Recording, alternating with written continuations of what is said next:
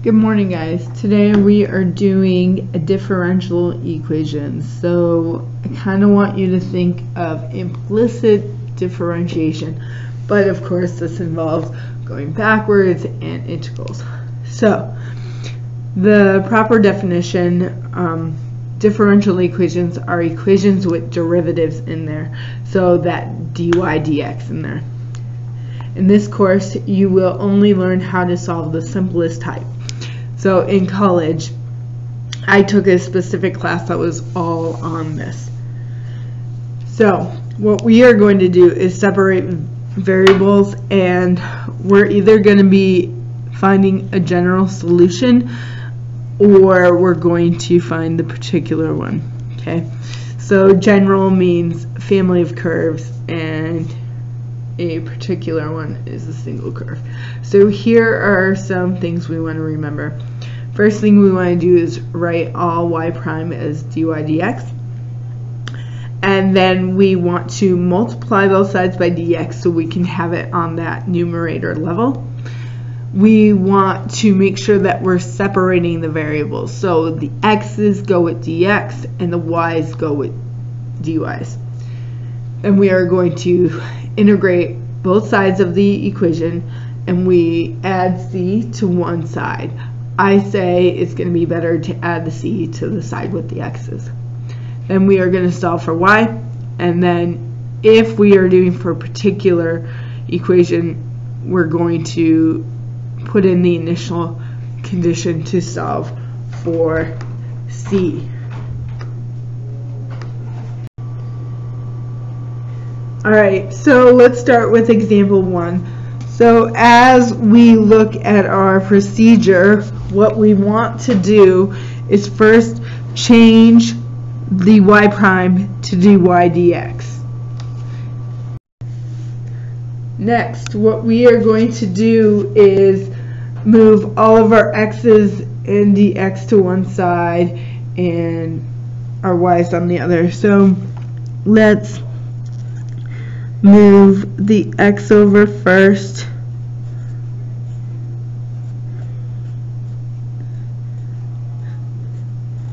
and then we're going to multiply both sides by dx, so that leaves 2y dy equals negative x dx.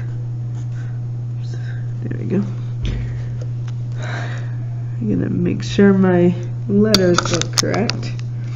Okay, now what we're going to do is take the integral of both sides.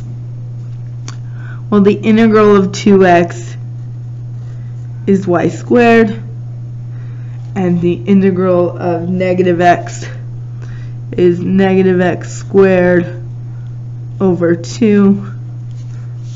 Don't forget the plus c. Now technically we could put plus c on both sides, but then when you move it over, c is just a constant. We have no idea what that is, so that c is still there. Now this is our answer in general, but if we want to make it y equals, we have to remember that taking the square root gives us two numbers. It gives us a positive square root. I'm going to put that negative 1/2 out. 1/2 x squared plus c, and negative square root negative 1/2 x squared plus c.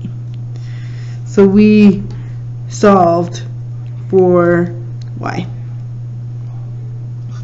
Alright, find the equation of the function that contains the point 0, 3, whose slope is x x squared divided by y for each xy. So specifically, this, of course, this point here is going to help us find our c value. Excuse me.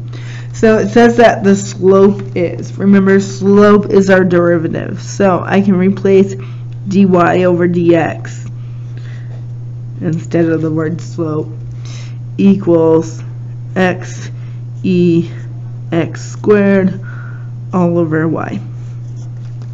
I'm going to multiply the left side by y, giving y dy, and the right side by dx. So I get x e to the x squared dx. Take the integral of both sides. So this gives us y squared over 2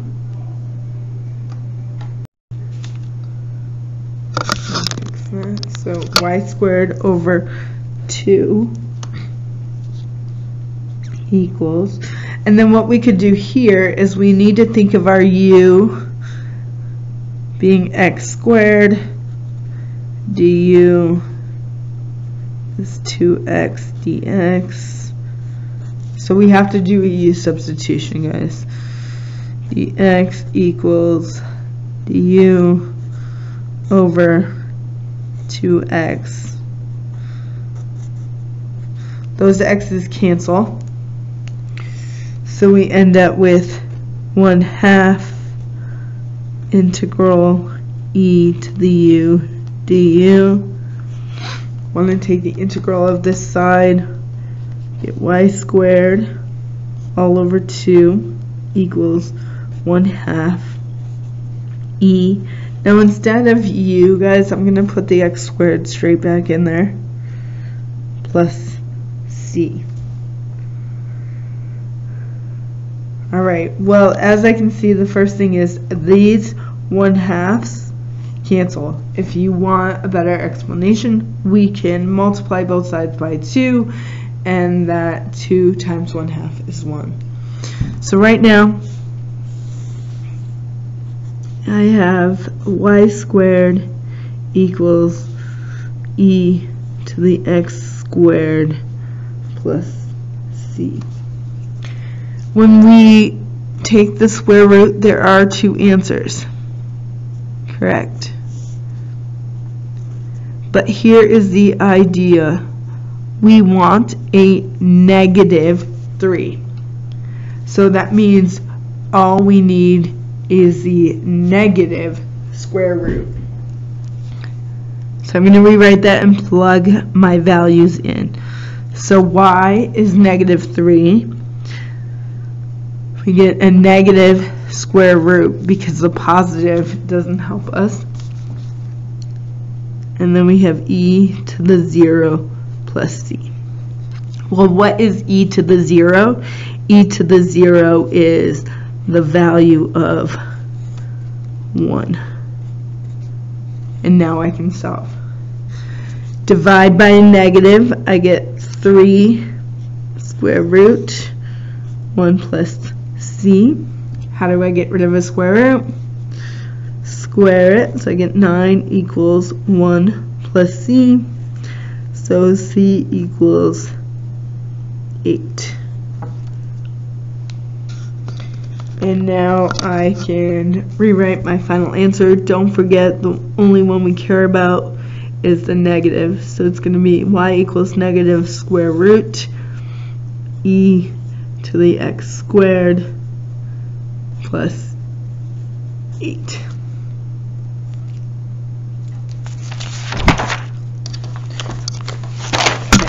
Before we move on, I want to remind you of a couple facts. So if we have the absolute value of y, let's make it equal to, that means that y equals -2 and +2. And also let's keep the fact that e to the a times e to the b, we add the exponents together. These are facts that are going to come up and we're going to use here in the next 2 examples. Okay. Alright, so let's talk about our problem here. We need to multiply both sides by dx to get it out of the denominator. So I get y minus 2 in parentheses dx equals x dy. Now what's our problem? Our problem is that we have y's with dx's and x with dy. So we have to rearrange that. So I'm going to divide the left side by x and divide the right side by y minus 2. So I get 1 over x dx equals 1 over y minus 2 dy. Take a moment to see what I did there. Now we're going to take the integral of both sides. So we get ln, and this is where the absolute value comes in, absolute value of x. I'm going to put the plus c with the sign of the x, equals, and this becomes ln absolute value of y minus 2. Oops, absolute value. Alright, I'm going to solve for y now. So the first thing we need to do is Alright, so let's say we both sides to get rid of the ln. We need to remember that this is e to the ln plus c. So there's two terms here. You can't just cross out the ln. What we actually have here is e to the ln absolute value of x times e to the c equals e to the ln absolute value of y minus 2. So the only e's and ln's that cancel are these two. We are left with the absolute value of x times e to the c equals absolute value of y minus 2. Okay, so here's the idea, guys. First of all, e to the c is some sort of number. It could be any number. So we actually can replace that with just the value of c, because c is any constant, and this is just any constant. So now the absolute value, of course, is plus or minus. Since we've already dealt with the plus or minus on the x side, we don't have to worry about the plus or minus on the y side. And then when we solve for y, we get plus or minus x c plus 2 equals y. Here's the other great thing.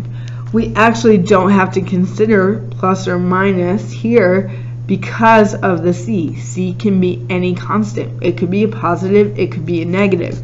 So actually, we do not even have to consider the plus or minus now because it's multiplying by any constant.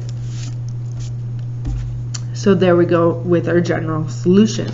Now we're going to find a particular solution where y of 1 is 1/2. So we are going to plug in what we need to know. So y is 1/2 and x is 1.